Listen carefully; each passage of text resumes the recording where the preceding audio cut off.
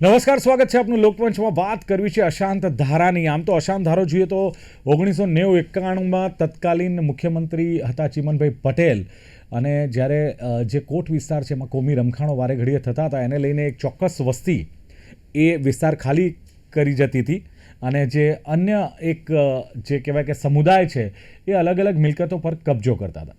કબજો કરવામાં પણ એક રિંગ બનાવવામાં આવતી હતી ને એના દ્વારા મિલકતો હડપ કરવામાં આવતી હતી.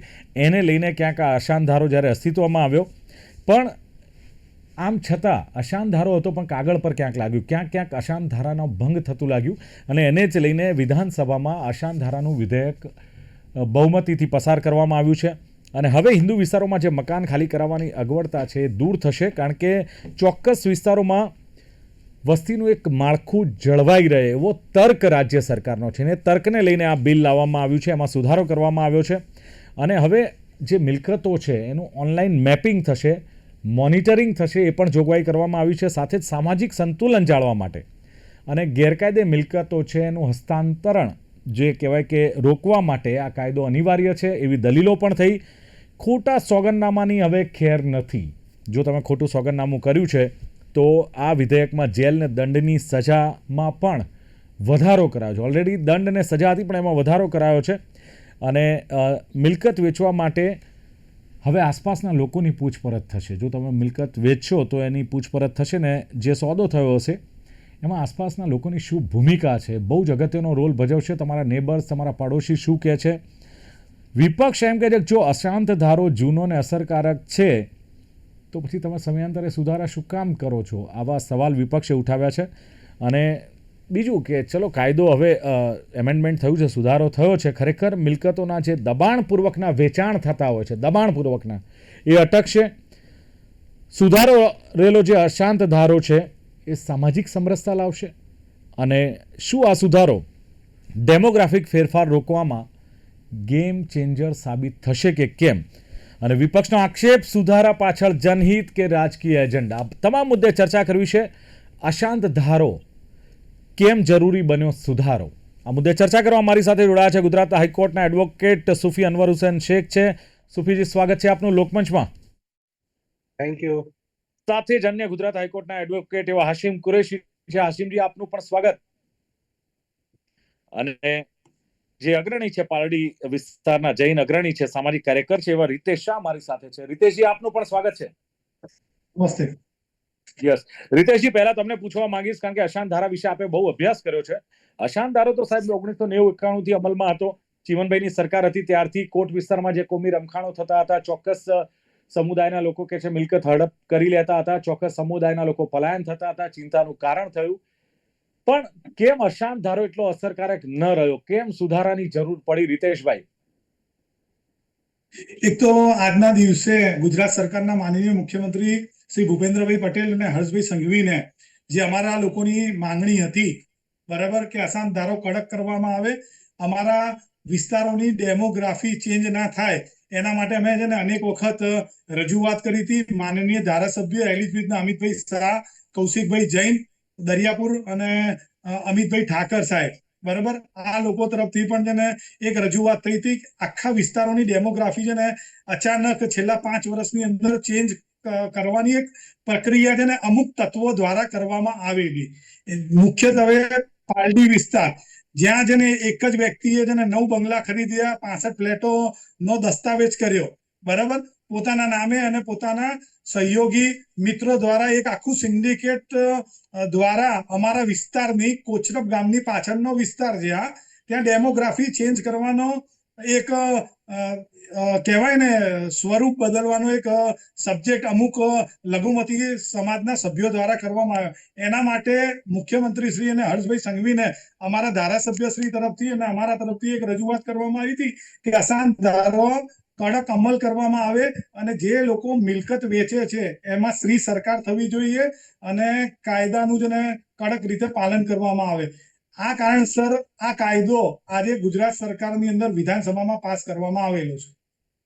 બિલકુલ, પણ કયા પ્રકારની તકલીફ હતી ને કઈ રીતે આ અશાંત ધારાનો ભંગ થતો હતો, એનું ઉદાહરણ શું, કે તકલીફ ક્યાં હતી, કેવી રીતે આખો આ ભંગ થતો હતો તમારા વિસ્તારમાં? અમારા વિસ્તારની અંદર પાલડી વિસ્તારમાં જે એરિયાની અંદર હિન્દુ લોકો રહે છે એની મિલકત અમુક સિન્ડિકેટ સભ્યો દ્વારા જે લઘુમતી સમાજના લોકો છે એ ખરીદવાનો પ્રયાસ કરાતો હતો. એ અમારા ધ્યાનમાં આવ્યું અને દસ્તાવેજ કર્યા વગર પાવર ઓફ એટર્નીથી આ જગ્યાઓ લેવામાં આવતી હતી. અમુક પૈસાઓ જેને વધારે આપવામાં આવતી હતી, ધાક ધમકીઓ આપવામાં આવતી હતી. એ રોકવા માટે કાયદો 1991 બન્યો છે. અત્યારમાં ચાલે છે 2026 ચાલે છે. તો કાયદો વધુ કડક થાય, સજા થઈ શકે, બરાબર, વેચનારને પણ સજા થઈ શકે અને લેનારને પણ સજા થઈ શકે, બરાબર. એના માટે આ સબ્જેક્ટ ઉપર છે ને ઘણા સમયથી અમારા બધા લોકોની રજૂઆત થતી હતી. એના માટે માનનીય ધારાસભ્ય અમિતભાઈ શાહ સરકારમાં રજૂઆત કરી હતી અને કાયદા માટેનું એટલે જે તમારો વિસ્તાર છે રીતેશભાઈ અશાંત ધારામાં આવે છે. અમારો વિસ્તાર અશાંત ધારામાં આવે છે. તો અશાંત ધારામાં આવે છે તો પછી મિલકતનું વેચાણ તો થાય નહીં. કોઈ જે આપે કહ્યું કે હિન્દુઓની મિલકત, જે આપે કહ્યું કે લઘુમતી સમાજ લઈ લેતા હતા, તો પછી આખું આ કઈ રીતે ષડયંત્ર, પાવર ઓફ એટર્નીથી એમને કબજો મળી જતો હતો, બાંધકામ થઈ જતું હતું? બાંધકામ તો પાછળથી થતું હતું. પહેલા એ લોકો કોઈ હિન્દુ વ્યક્તિને પોતાનો છે ને ભાગીદાર બનાવે, 5% ભાગીદાર બનાવ્યા પછી એ મિલકતનો કબજો લેવામાં આવે. એ મિલકતનો કબજો લીધા પછી આજુબાજુના મકાનવાળા લઘુમતી સમાજ અમારા ત્યાં આવતો હોય તો સ્વાભાવિક છે હિન્દુ સમાજ છે, જૈન સમાજ છે, એ ગભરાઈને પોતાનો વિસ્તાર છોડી દેતો હતો. આવું જ વર્ષો પહેલા જમાલપુર, બરાબર, કાલુપુર, દરિયાપુર, શાહપુરની અંદર જ્યાં હિન્દુ સમાજ રહેતો હતો ત્યાં આ પ્રક્રિયા છે ને 1990 થી છે ને સ્ટાર્ટ થઈ અને અત્યારમાં એ બધી જ પોળો ખાલી થઈને છે ને લઘુમતી સમાજની થઈ ગઈ છે. આ જ રીતે પાલડી વિસ્તાર, બરાબર, એની અંદરમાં આ પ્રક્રિયા છે ને ધીમે ધીમે સ્ટાર્ટ કરેલી છે. 2022 થી એલિઝબ્રિજના ધારાસભ્ય અમિતભાઈ શાહ સાહેબ આવ્યા ત્યારથી રીતેશભાઈ, જ્યારે હિન્દુઓના નામે લેવામાં આવે છે ત્યારે આ ઘટના બને છે, ત્યારે આવું થાય છે ને. પહેલી વસ્તુ તે કે તમે જે હિન્દુ મુસ્લિમની વાત કરો છો અથવા લઘુમતી સમાજની વાત કરો છો, હિન્દુ સમુદાયના લોકો જ્યારે આવા મતલબ ફૂટેલા હોય અથવા ગદ્દાર હોય ત્યારે આ કાયદાઓનો ભંગ થાય છે ને. ઇન શોર્ટ તો આ કાયદાનો ભંગ થાય છે એટલે હિન્દુએ મિલકત વેચી હોય તો એને પણ સજા થવી જોઈએ. પહેલા એને સજા થવી જોઈએ.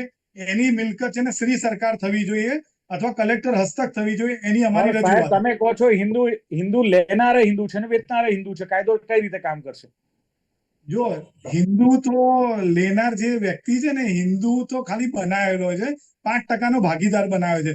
લેવા વાળી તો એક સિન્ડિકેટ છે ને અમદાવાદની અંદર આ છેલ્લા ઘણા વર્ષોથી કામ કરે છે. સિન્ડિકેટ કામ કરે છે. એ કંપની બનાવે છે, ભાગીદાર બનાવે છે. મૂળ હેતુ એમનો એવો છે કે અમારી આ જગ્યા ગમે તેમ કરીને લેવી, એના માટે કાયદાનો ભંગ કરવામાં આવે છે. એ પોતે પણ દસ્તાવેજ કરતા નથી, પાવર ઓફ એટર્નીથી લે છે. કાયદાનો ભંગ થાય છે, પણ સવાલ એ છે કે એમાં બંને કોમના લોકો સામેલ છે, બંને ધર્મના લોકો સામેલ છે, એ પણ સાબિત થાય છે. રીતેશ શાહ, બંને કોમના લોકોની અંદર અમુક જે હિન્દુઓ છે અને અમુક લઘુમતી સમાજના સભ્યો છે કે જેને આ મિલકત લઈને મોટી કિંમતે વેચી દેવી પડે છે. અમારા વિસ્તારની અંદર હિન્દુ કોઈ પ્રોપર્ટી લેતો હોય તો 1 લાખ રૂપિયામાં વેચાય છે, જ્યારે લઘુમતી સમાજ એક પ્રોપર્ટી લે તો 2 લાખ રૂપિયામાં વેચાય છે. આ નફાખોરી અને ઘૂસણખોરી વાળો એક વિષય આવે છે, ડેમોગ્રાફી ચેન્જ કરવા વાળો વિષય આવે છે. અને અત્યાર સુધી અમે બધા લોકો સહન કરતા હતા. હવે હિન્દુ સમાજ, જૈન સમાજ એક થયો છે. જે કોઈ વ્યક્તિ આ મિલકત હિન્દુ વેચશે એને અમે સામાજિક બહિષ્કાર કરીશું, કાયદાકીય પ્રક્રિયા હાથમાં લઈશું અને જરૂર પડશે તો કાયદો હાથમાં લઈશું. હાશિમજી, શું લાગે છે કે અશાંત ધારાની જે વાત થઈ છે 1991 થી જ્યારે અમલમાં આવ્યો છે ને એ વખતે તત્કાલીન મુખ્યમંત્રી સ્વર્ગસ્થ ચિમનભાઈ પટેલ હતા, ક્યાંક ભંગ થઈ રહ્યો છે? કેવી રીતે ભંગ થાય છે અને બીજું કે આ સુધારો કેટલો જરૂરી છે અને અશાંત ધારાનો ભંગ કેમ થાય છે? શું કેવું છે હાશિમજી? મને પૂછ્યું. યસ. સૌથી પહેલા તો આ જે કાયદો છે ને એને આપણે જે નામ આપ્યું છે ડિસ્ટર્બ્ડ એરિયા એક્ટ. હવે પેલું ડિસ્ટર્બની ડેફિનેશન બદલીને કંઈ નોટિફાઈડ કરી નાખ્યું. પણ જનરલ પાર્લન્સમાં જે આમ પબ્લિક છે એને હિન્દુ મુસ્લિમ એક્ટ કહે છે. તો આ એક તો ડેમોક્રેસી ઉપર અને સેક્યુલર કન્ટ્રી ઉપર બહુ મોટી ત્રાપ છે, એટલે કે એટેક છે એવું કે આવી કન્ટ્રીમાં હિન્દુ મુસ્લિમ એક્ટ હોય કે તમે હિન્દુ મુસ્લિમ કરી રહ્યા છો. નંબર 1. નંબર 2 કે વારે ઘડીએ આ કાયદામાં ચેન્જીસ લાવવાની કોશિશ થઈ રહી છે. એક વખત હાઈકોર્ટે 2020ના એમેન્ડમેન્ટને સ્ટે કરી દીધું, એટલે ઇનડાયરેક્ટલી પાછું એ વસ્તુને એ લોકોએ ઓવરરીચ કરીને આ બીજો એમેન્ડમેન્ટ 26માં કર્યું. સાબાનું કરે છે કે કોર્ટનું તમે ડિસિઝન માનતા નથી, તમે એક્ટ બનાવી લો છો, કોર્ટના ડિસિઝનને સરપાસ કરો છો, બાયપાસ કરો છો, ઓવરરીચ કરો છો. હવે આપણે આ ઘણા બધા કિસ્સામાં એ થઈ રહ્યું છે જે બીજેપી કરી રહી છે. આ બીજી વસ્તુ. ત્રીજી વસ્તુમાં એવું છે કે આખું એક જે છે એનું આશય એવું છે કે ડેમોગ્રાફી ચેન્જ ના થાય. હવે સેક્યુલર કન્ટ્રીમાં ડેમોગ્રાફીની ડેફિનેશન શું લઈ રહ્યા છે આ લોકો? એ પણ રિલિજિયસ બેઝ ઉપર.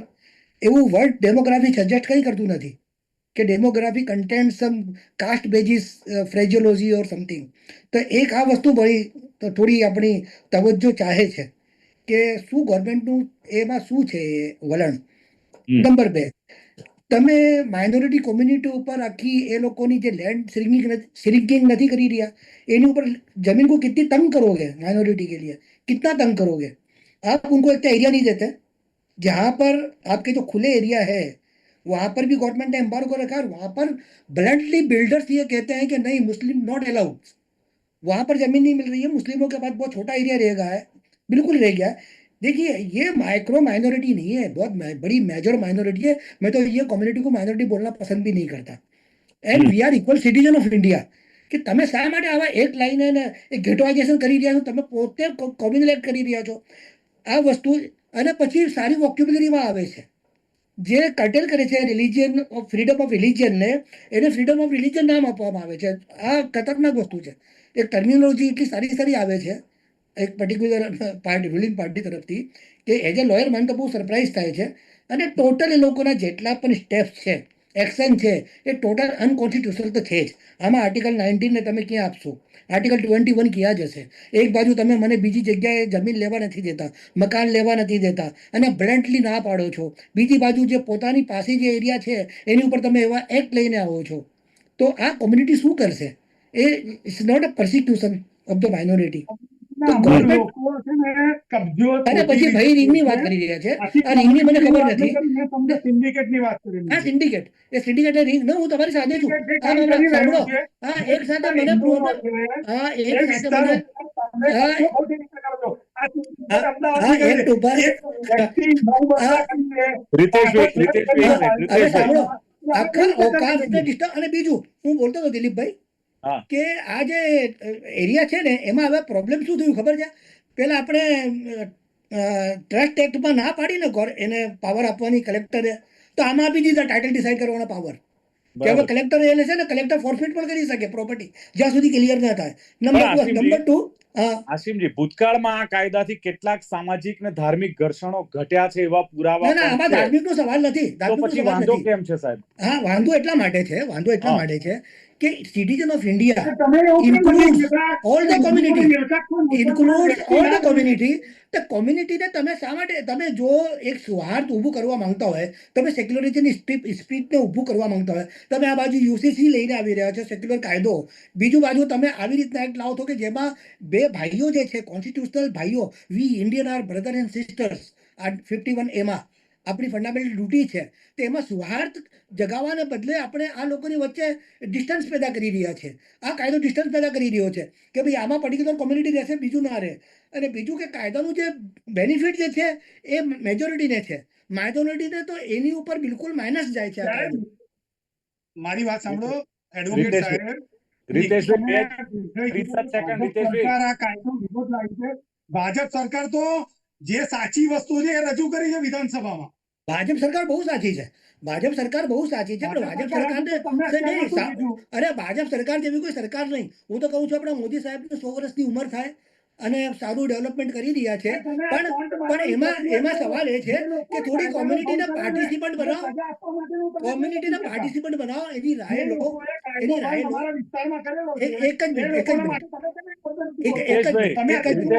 અને બીજી વસ્તુ શું છે ખબર છે? એક કમિટી બનાવવામાં આવી. દિલીપભાઈ, હું લાઈન ઉપર છું ને? હા, છો. હવે કમિટી બહુ સારી બનાવવામાં આવી. પેલા પોલીસને પાવર્સ હતા કે ભાઈ તમે ત્યાં કહેશો કે આ જે છે તે ડિસ્ટર્બ એરિયા છે કે નહીં, તો પોલીસ એવું કહેતી હતી કે ફ્યુચરમાં કઈ ધમાલ થવાની શક્યતા છે. એટલે ડિસ્ટર્બ એરિયા છે. હવે એ પાવર પેલા કમિટીને આપી દીધા કે કમિટી રિપોર્ટ આવશે કે કોઈ પણ એ પોટેન્શિયાલિટી ઉપર રાખી કે ફ્યુચરમાં થઈ શકે, તો આ ફ્યુચરનું થઈ શકાનું કેટલું મિસયુઝ થશે. નંબર ચલો, 1. ઓકે. હા, એટલે જે સવાલ છે સુફીજી કે અનવર હુસેનજી, કે જે યુસીસી આવ્યો, અશાંત ધારો આવ્યો, એટલે સૌહાર્દ ક્યાંથી ટકે એમનું કેવું છે ખાસ તો. અને બીજી એક વસ્તુ કે એક ચોક્કસ કોમ્યુનિટીને ટાર્ગેટ કરવામાં આવે, શું એવું છે કે અશાંત ધારાને લઈને એક ચોક્કસ કોમ્યુનિટીને ટાર્ગેટ કરવામાં આવે છે? અને બીજું કે જે ખાસ ભૂતકાળમાં આ કાયદાને લઈને કોઈ ચોક્કસ ફાયદા થયા છે? શું ખરેખર એવું થાય છે કે વૈમનસ્ય વધે છે અને આ કાયદાની અત્યારે તાતી જરૂરિયાત છે, છેતરપિંડી થાય છે, જે રીતેશભાઈ કહી રહ્યા છે? આપણે શરૂઆત અમદાવાદ શહેરથી આ કાયદાની થઈ છે. આપણે કીધું 89-90 ના જે રમખાણો જયારે થતા હતા ત્યારે આ સરકાર ભાજપની સરકાર નથી. પહેલી વાત તો એ છે. જયારે આ કાયદો જયારે લાવવામાં આવ્યો ને, તમે જ કહ્યું ચીમનભાઈની સરકાર હતી. હવે એ સરકારે જે તે વખતના એના જે પર્પઝ, એના જે એના ઉદ્દેશ્ય જુદા હશે. એક બાયફર્કેશન, બેરિકેડ ઉભા કરવાના એ એક હશે એમના કંઈક પણ ઉદ્દેશ્યો, પણ સમય જતા પછી દરેક જગ્યાએ અને અમદાવાદની અંદર એનો વિસ્તાર થતો ગયો. એવી રીતે ગુજરાતના અલગ અલગ વિસ્તારોમાં પણ વિસ્તાર થતો. મૂળ હેતુ એવો હતો કે કોઈ પણ જાતનું ઇલીગલ વેચાણ થાય હિન્દુ મુસ્લિમ પ્રોપર્ટીની અંદર, એટલે કોઈ પણ હિન્દુ સમાજની પ્રોપર્ટી કે મુસ્લિમ સમાજની પ્રોપર્ટી, એ પ્રોપર્ટીમાં અનઅધિકૃત રીતે કોઈ પણ જાતનું એનું વેચાણ થાય તો એ વેચાણને કલેક્ટરની પૂર્વ મંજૂરી લેવી જોઈએ, એવું આ કાયદાની અંદર પહેલાથી પ્રસ્થાપિત સિદ્ધાંત હતો. પણ સમય જતા શું થયું કે જે કાયદો જે છે એ કલેક્ટર એમાં એક ગૌણ વસ્તુ બની ગયો, પણ પછીથી આવી ગયા પોલીસ સ્ટેશન. એમાં સુધારા થયા કે પોલીસનો પણ અભિપ્રાય લાવો, એટલે એક નવો ટોલ બૂથ ઉભો થયો. આપ સમજો છો? તો એની અંદર પછી જતા દિવસે જે હવે સામાન્ય મુસ્લિમ જે છે એની પાસે એવા રૂપિયા નથી હોતા કે જે કરોડ રૂપિયા ખર્ચી શકે. જે ભાઈ અત્યારે જે રીતેશભાઈ વાત કરે છે કે પાલડીમાં એક જ વ્યક્તિએ 9 બંગલા ખરીદી દીધા, સામાન્ય રીતે કિંમત ત્યાં કરોડો રૂપિયામાં હોય છે. હવે કરોડો રૂપિયાની કિંમત ખર્ચવા વાળા કોઈ સામાન્ય મુસ્લિમ તો ન જ હોય. હવે આ એક અમદાવાદ શહેરની અંદર એની ખૂબ જ આ બહુ ચર્ચાતી એક સિન્ડિકેટ છે. એ જે એક પૂર્વ ધારાસભ્ય રહી ચૂક્યા છે, એ ભાઈ એક વેપારી મટીને બિલ્ડર થઈ ગયા હતા.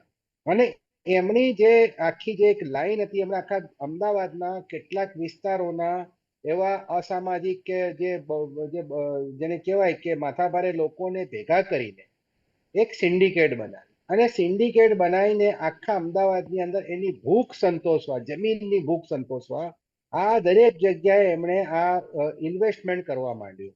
આ ઇન્વેસ્ટમેન્ટ તમને ખાનપુરમાં પણ મળશે, શાહપુરમાં પણ મળશે, અને પછી જતા દિવસે એમણે શહેરના વિસ્તાર, નદી પાર વિસ્તારોમાં પણ એમનો આખો આશ્રમ રોડ, આ તો પાલડીની વાત કરે છે ભાઈ, તો હું તો આખો આશ્રમ રોડની વાત કરું છું. આશ્રમ રોડની ઉપર એક અત્યારે મારી જાણકારી પ્રમાણે તો આખી એક ક્રિશ્ચિયન સ્કૂલ છે એ પણ ખરીદી લીધી છે.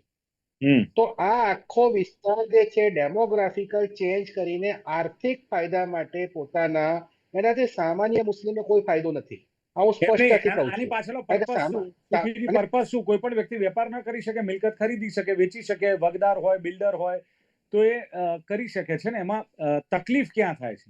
શું ચોક્કસ ધર્મના લોકોને આપે છે એની સામે વાંધો છે? બધાને ધંધો કરવા, દેશની અંદર તમામ રીતે કામ કરવા માટે કોઈના ઉપર પ્રતિબંધ નથી. પણ વાત ક્યાં આવીને અટકે છે કે જે એક પર્ટિક્યુલર સમાજના લોકોને જ આ વસ્તી વધારવાનો કે એમની આખી ડેમોગ્રાફી ચેન્જ કરવાની જ્યારે વાત આવે છે ત્યારે આ વિષય ઉભા થાય છે. અત્યારે માની લો કે આ 9 બંગલા જે ભાઈએ જે બનાવ્યા અને જે વેચવાની વાત હતી, પછી તો તૂટી પણ ગયા અને ડિમોલિશન પણ થઈ ગયું. તો એ જે બંગલા જે છે એમાં કોને આવાસ કોને આપવાના હતા? એ રહેઠાણ કોને આપવાના હતા? કોઈ હિન્દુ સમાજના લોકો તો આવવાના જ નતા. હિન્દુની મિલકત આગે વેચાઈ ગઈ તો ત્યાં હિન્દુ ફ્લેટની સિસ્ટમ જયારે થાય, આખા મોટા સ્કાય સ્ક્રેપર જયારે બનવાના હતા, તો એમાં કોઈ હિન્દુને કઈ થોડી ફ્લેટ આપવાના હતા. તો મૂળ વસ્તુ ત્યાંથી છે કે ડેમોગ્રાફિકલ ચેન્જ થાય છે અને એના કારણે ત્યાંના આજુબાજુના લોકો જે છે એમની પણ લાગણીઓ દુભાતી હોય છે અને આ વિસ્તારની અંદર આ આખી એક ષડયંત્ર છે. હવે એમાંથી હું જે વાત કહેવા માંગુ છું, એ સામાન્ય મુસ્લિમને તો 3 ગણા ભાવે ત્યાંથી વસ્તુ મળે છે. આપના માધ્યમથી કહું છું, આ જે ગેરસમજ છે કે ભાઈ મુસ્લિમો કરે છે, મુસ્લિમો કરે છે. ના ના, મુસ્લિમો નથી કરતા. મુસ્લિમો સમાજના નામે કેટલાક ચરીખ હતા, જે બિલ્ડરો જે છે, એ લોકોના કારણે આખો મુસ્લિમ સમાજ અત્યારે વગોવાઈ રહ્યો છે. આજે જે અચ્છા, હેરાન પરેશાન મુસ્લિમ સમાજ દરેક જગ્યાએ મુસ્લિમ સમાજ કરે છે, એમના કારણે અમે આ સહન કરી રહ્યા છે. એટલે બાકી સામાન્ય મુસ્લિમને કોઈ એકચ્યુઅલી રસ નથી. સામાન્ય મુસ્લિમ રિંગ નથી હોતી, વિંગ નથી હોતી, એમ આપનું કેવું છે? મુસ્લિમ સમાજ ઉપર જે વાત આવે છે ને, કે સમગ્ર મુસ્લિમ સમાજ, એની ઉપર હું વાત કરું છું કે એક આ રીંગ છે અમદાવાદની પર્ટિક્યુલર, કેમ આખા પાલડીમાં જ આ વિસ્તારમાં થાય છે, કેમ આશ્રમ રોડ પર કે સિટીના વિસ્તારોમાં જ થાય છે. આ જ વસ્તુ જુહાપુરા સૌથી મોટો ગિટ્ટો છે, ક્યાં છે, કેમ ત્યાં નથી થતું? આ જ વસ્તુ બાપુનગરની અંદર જે છે, ત્યાં ગોમતીપુરના મુસ્લિમ વિસ્તારો છે, કેમ નથી થતું? વિવાદ ક્યાં થાય છે? વિવાદ જે છે આખા જે આશ્રમ રોડ આખું જે છે, એક આખી નદી પારની જે જગ્યાઓ જે છે, છેક સીજી રોડ સુધીની જગ્યાઓ જે છે, એ જગ્યાઓમાં આ જ પર્ટિક્યુલર સિન્ડિકેટ છે. અને અચ્છા, એમના કારણે ઓકે. આખા મુસ્લિમ સમાજને અત્યારે હેરાન થવું પડે. ચલો, તો હું એમ અગ્રી કહેવા અગ્રી માંગુ છું. આશિમજી અગ્રી છો કે એક સિન્ડિકેટ છે અને એ ધંધો કરે છે, બિઝનેસ કરે છે, એને લઈને આખો મુસ્લિમ સમાજ જે બદનામ થઈ રહ્યો છે, જે કહી રહ્યા છે સુફીજી? હાશિમજી, હાજી. અગ્રી? ઇન્ડિકેટ તો આપણા પેલા ભાઈ છે ને, આમ સોરી એમનું નામ મને, પણ એક સવાલ એવું છે કે હવે આ જે કાયદો આવ્યો, એમેન્ડમેન્ટ એટલા માટે લાવવું પડ્યું, એના પર્પસમાં મેં જોયું તો એવું લાગે છે કે 50% વધારો થયો છે એમાં, આ કાયદો મિસયુઝ કરવામાં. એટલે હા, કે ભાઈ ડિસ્ટર્બ એરિયા બહુ ડિસ્ટર્બ થયા છે અને એમાં 50% વધારો થયો 2013થી. જ્યારથી પછી આપણા મોદી સાહેબ સેન્ટરમાં આવ્યા ને અહીંયા પણ બીજેપીની હુકુમત છે, એટલે તમે આપણે એક બાજુ જોયું કહીએ કે આપણે ગુજરાત સૌથી આખા ઇન્ડિયામાં શાંત છે, 20 વર્ષ સુધી કોઈ રાઇડ થયા નથી. એટલે આ બાજુ આપણને આ કાયદાની જરૂર પડશે રાઇટિંગના, કે જેમાં ડિસ્ટર્બ એરિયા રાઇટિંગના લીધે હોય છે. તો આ પણ એક કોન્ટ્રાડિક્શન બહુ જબરજસ્ત છે કે ભાઈ જે એટલા શાંત વિસ્તારમાં અને જ્યાં પેલી સારી પ્રજા રહે છે આપણા જેવી, ત્યાં કાયદાની જરૂર શું? બીજું, સૌથી ડેન્જરસ વસ્તુ આ છે, કદાચ ભાઈ પણ મારાથી એગ્રી થશે, કે એક સામાન્ય માણસ જે મારી લોકાલિટીમાં હું વ્યવહાર, આ પ્રાઇવેટ ટ્રાન્ઝેક્શન છે, પ્રાઇવેટ લોનું કોન્ટ્રાક્ટ એક્ટ જે પ્રાઇવેટ લો છે, જેના માટે સિવિલ કોર્ટ એ જવાબદાર છે, તો એમાં કોઈ પણ ત્રાહિત વ્યક્તિ એની ઉપર ઓબ્જેક્શન લઈને ઇન્ટરફિયર કરી શકે. આ તો તમે કરપ્શનનો ઉજાગર કરી રહ્યા છો. આ શું થશે? એની પરિસ્થિતિ શું થશે કે બે માણસે કોન્ટ્રાક્ટ કર્યો, તો કોઈ થર્ડ પર્સન એ લોકાલિટીમાં રહેતો છે, કોઈ બાજુનો પડોશી પણ નહીં. એ સમજણ આપણને સમજમાં આવે કે બાજુનો પડોશી છે એ ઇઝ અફેક્ટેડ પર્સન, તો એવું પણ નહીં, he is a victim, he is affected નહીં, થર્ડ પર્સન કે આખી લોકાલિટીમાં રહેતો એવો પર્સન. તો આવી રીતના તો લોકો બહુ મિસયુઝ કરશે આખું લોનું. તો આ મને ચલો, સમજાતું નથી ઓકે. કે એક તો આપણે આવા શાંત સ્ટેટમાં બોલો ને પછી એવી રીતના પાવર આપવાનો કોઈ વ્યક્તિને કે જે ચલો બ્લેકમેલ જી, કરે લોકોને. એ જવાબ આપણે લઈએ રીતેશભાઈ પાસેથી. રીતેશભાઈ, એક વસ્તુ એ છે કે એમણે કહ્યું તે પ્રમાણે કે જો કદાચ શાંત વિસ્તાર છે ત્યાં આ કાયદાની જરૂર શું છે. બીજી વાત એમણે એ કરી કે પ્રાઇવેટ લો છે તો ત્રાહિત વ્યક્તિ કેવી રીતે એમાં ઇન્ટરપ્શન કરી શકે? બે વ્યક્તિની યસ. સહમતિ છે. હવે વાત એમને એવું કરી કે 2013ની અંદરથી નરેન્દ્ર મોદીની સરકાર આવી, એમને સીધી વસ્તુ કીધી કે ભાઈ ભાજપ સરકારનું સુશાસન ચાલી રહ્યું છે. સુશાસન વાળો વિષય તો છે જ, પણ કાયદાની જોગવાઈની અંદર ગુજરાતની અંદર 80 થી વધુ વિધાનસભાની અંદર અમદાવાદ, વડોદરા, સુરત, રાજકોટ, ભાવનગર, સુરેન્દ્રનગર, આ બધા જ વિસ્તારોની અંદર એક ડેમોગ્રાફી ચેન્જ થવાનો વિષય આવ્યો. અમદાવાદની અંદર અમદાવાદ સેટેલાઇટ, ગોધરા સિટી, આશ્રમ રોડ, સિટી રોડ, તમે કહેશો એટલે સિટીના શહેરોના નામ હું તમને ગણાવી દઈશ. બરાબર? અમુક તત્વો દ્વારા, જે સિન્ડિકેટ સભ્ય કહીએ છીએ, એ તત્વો દ્વારા એ મિલકત લેવામાં આવે છે, મિલકતને પચાવી પાડવામાં આવે છે, હિન્દુના નામે મિલકત લેવામાં આવે છે અને પછી મુસલમાનોના સ્કીમો બને છે. જેમ આપણે કહીએ કામા હોટલની બાજુમાં, બરાબર, 5% એક ભરવાડ વ્યક્તિ જે હિન્દુ છે એને બનાવીને બાગબાન સ્કીમ રિવરફ્રન્ટ ઉપર એમને ઉભી કરી નાખી. કૌશિકભાઈ જૈન ધારાસભ્ય છે એટલે એ સરકારમાં રજૂઆત કરવા ગયા અને સરકારે એ જગ્યા ઉપર સ્ટે કર્યો. અમદાવાદ એલિઝાબેથના વર્ષા ફ્લેટ, પછી આજે સ્કૂલ કીધી. રીતેશભાઈ, આને તમે કેવી રીતે રોકી શકશો? હિન્દુઓના નામે મિલકત ખરીદવામાં આવે, પછી પાછળથી એમાં મુસ્લિમ બિલ્ડર હોય કે મુસ્લિમ લોકોનું એમાં બુકિંગ કરવામાં આવે, કેવી રીતે રોકી શકશો? ઓન પેપર તો તમારે હિન્દુ ખરીદનાર બને છે. સુફીજી, આપ જવાબ આપો શોર્ટમાં, મારી પાસે સમય નથી. સુફીજી, કેવી રીતે રોકી શકાય? આમાં આખી વસ્તુ છે ને, એલએલપી બનાવીને મોડસ ઓપરેન્ડી એવી હોય છે કે એલએલપી બનાવીને 4 ભાગીદાર હિન્દુ હોય, મુસ્લિમ અને 1 ભાગીદાર હિન્દુ હોય. આ હિન્દુ ભાગીદારના નામે બધી જ જે છે તે કાયદાકીય જેટલી પ્રક્રિયા જે છે એ પ્રક્રિયા એના નામે કરાવવાનું છે. પછી શું થાય છે કે જ્યારે પ્રક્રિયા એટલે જમીનનો આપણે કોર્પોરેશનમાંથી રજા ચિઠ્ઠી લઈ લેવાય, કન્સ્ટ્રક્શન ની અંદર દસ્તાવેજ બધું સમજી ગયો. મને એમ કહો સુફીજી, આ નવા એમેન્ડમેન્ટમાં હું એ જ કહું છું કે હવે એ રોકી શકાશે? નવા એમેન્ડમેન્ટમાં નવા કાયદામાં રોકી શકાશે? હા, એટલા માટે જ હું કહું છું કે કલેક્ટરને જે પાવર આપ્યા છે એટલે ચકાસણી કરવાના પણ પાવર એટલા માટે જ આપ્યા છે કે હવે પૂર્ણ ચકાસણી થશે પૂરેપૂરી. ચલો, બિલકુલ સમયની મર્યાદા છે, પણ જે પ્રમાણે રીતેશભાઈએ કહ્યું કે ડેમોગ્રાફી ચેન્જ કરવાની આખી એક યોજના હોય છે, અને અમારી માંગ હતી કે લઘુમતી સમાજ દ્વારા આખો એક પ્રયત્ન કરવામાં આવતો હોય છે કરી અશાંત ધારાનો કડક અમલ થાય અને પાવર ઓફ એટર્નીનો ક્યાંક ઉપયોગ કરવામાં આવે છે, હિન્દુને ભાગીદાર બનાવવામાં આવે છે, પછી કબજો લેવામાં આવે છે. કોટ વિસ્તારમાં 1990માં બન્યું હતું એમનું કહેવું છે, અને સિન્ડિકેટ જે છે એના દ્વારા મિલકતો હડપ કરાય છે. ત્યારે જે હાશિમ કુરેશીએ જે કહ્યું કે ડિસ્ટર્બ એરિયા એક્ટ આને કહેવાય. સામાન્ય જનતા એટલે સામાન્ય જનતા અને હિન્દુ મુસ્લિમ એક્ટ કહે છે. બીજું, વારંવાર કેમ ચેન્જીસ કરાય છે? હાશિમજી આ પણ સવાલો ઉઠાવ્યા છે. 1920માં ચેન્જીસ કર્યા, હવે 1926માં, એટલે કે અત્યારે ચેન્જીસ કરવા પડ્યા. બીજું કે સેક્યુલર દેશ છે તો પછી ગવર્મેન્ટનું વલણ આવું કેમ છે સેક્યુલર દેશમાં? અને મુસ્લિમો પાસે જે કહેવાય કે બહુ એટલો બધો વિસ્તાર નથી, એક જગ્યાએ તમે જમીનો નથી આપતા, એક જગ્યાએ તમે મકાન નથી આપતા.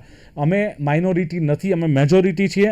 આ કોમ્યુનિટીને કેમ ટાર્ગેટ કરાય છે? યુસીસી, અશાંત ધારો, આ ક્યાંથી સૌહાર્દ પછી ટકે? એવા આસિમજીએ સવાલો ઉઠાવ્યા છે. શાંત વિસ્તારમાં કાયદાની ક્યાં જરૂર છે? અને છેલ્લી વાત સુફી અનવરે કહી એમ કે 89-90માં જે ભાજપની સરકાર નહોતી, જો કદાચ ભાજપની સરકારનું નામ લેતા હોય તો ચીમનભાઈની સરકાર હતી, અને એમાં આ કાયદો આવ્યો હતો, અને કોઈ પણ સમાધિ અનધિકૃત વેચાણ માટે કલેક્ટરની મંજૂરી હવે આ કાયદામાં છે. એટલે જો કદાચ ક્યાંક ગોટાળો થતો હોય કે સિન્ડિકેટ બનતી હોય તો એ નહીં બને. અને ત્યારબાદ એક પોલીસની ભૂમિકા પણ એમણે કહ્યું કે આવી હતી, પણ એક રિંગ બનાવવામાં આવે છે, એક સિન્ડિકેટ બનાવવામાં આવે છે અને મિલકત ખરીદવામાં આવે છે. ડેમોગ્રાફી ચેન્જ કરવાનું આખું એક પ્લાનિંગ હોય છે, સુફીજી કહી રહ્યા છે, અને એને જ લઈને એક ચોક્કસ ધર્મની લાગણી દુભાઈ છે, એટલે એમેન્ડમેન્ટની જરૂર છે. હવે જોવાનું રહેશે કે અત્યાર સુધી અશાંત ધારાનો કદાચ અમલ પ્રોપર નહોતો થતો, સુધારા બાદ કેટલો થાય છે, અને એનો લાભ આમ તો હિન્દુ મુસ્લિમની જ વાત છે, એટલે બંને કોમોને, બંને ધર્મના લોકોને કેટલો મળે છે જોવાનું રહ્યું. ચર્ચાનું સમાપન કરીએ છીએ. સુફી અનવર હુસૈન શેખ, હાશિમ કુરેશી, રીતેશ શાહ, ત્રણે જોડાયા. ખૂબ ખૂબ આભાર. Thank you very much. Thank you. તો દર્શક મિત્રો, આ હતી ચર્ચા અશાંત ધારાની કે અશાંત ધારો કેમ જરૂરી બન્યો સુધારો અને કેટલો રહેશે અસરકારક. જોતા રહો ગુજરાત ન્યૂઝ. નમસ્કાર.